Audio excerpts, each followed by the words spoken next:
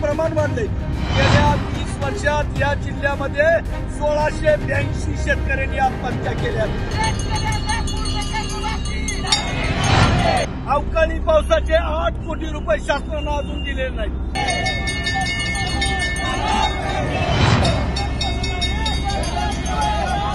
2023चा पीक विमा जर मिळाला नाही तर मुंबई स्थित पीक विम्याचं ऑफिस यावर्षी फोडलं जाईल। धाराशिव जिल्हा राष्ट्रवादी काँग्रेस पक्षाच्या वतीनं गेल्या 4 महिन्यामध्ये आम्ही राज्य सरकारला विविध निवेदन दिली।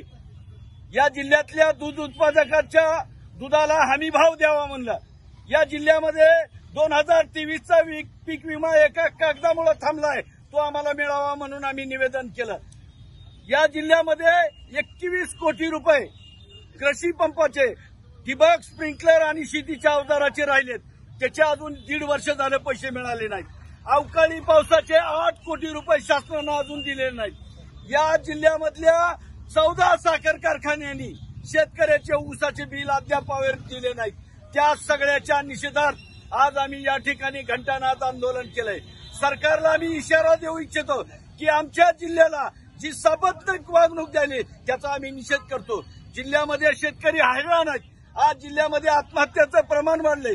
गेल्या 20 वर्षात या जिल्ह्यामध्ये 1682 शेतकऱ्यांनी आत्महत्या केल्यात। राज्य सरकार आणि केंद्र सरकार आमच्याकडे कधी बघणार आहे हा आमचा त्यांना विषय आहे।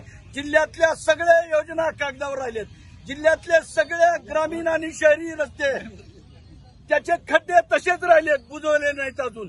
ही शासनाची दुर्लक्ष केलेली भूमिका, त्याच्या निषेधार्थ आज आम्ही या ठिकाणी घंटानाद केलेला आहे। आम्ही याचा निषेध करतो। आणि जर पीक विमा कंपनीनं 2000चा पीक विमा, कृषी खात्यानं आमचं 28 कोटीचं अनुदान जर येत्या 15 दिवसात जर दिलं नाही, दुधाला हमी भाव दिला नाही, थकीत ऊसाचे पैसे दिले नाहीत, तर आम्ही निश्चित या विरोधामध्ये, केंद्र आणि राज्य सरकारच्या विरोधामध्ये निश्चित तीव्र आंदोलन करू, रस्ते रोको करू। पीक विमा कंपनीचं कार्यालय येत्या 15 दिवसात जर 2023चा पीक विमा जर मिळाला नाही तर मुंबई स्थित पीक विम्याचं ऑफिस यावर्षी फोडलं जाईल, एवढं या प्रसंगी सांगतो आणि थांबतो।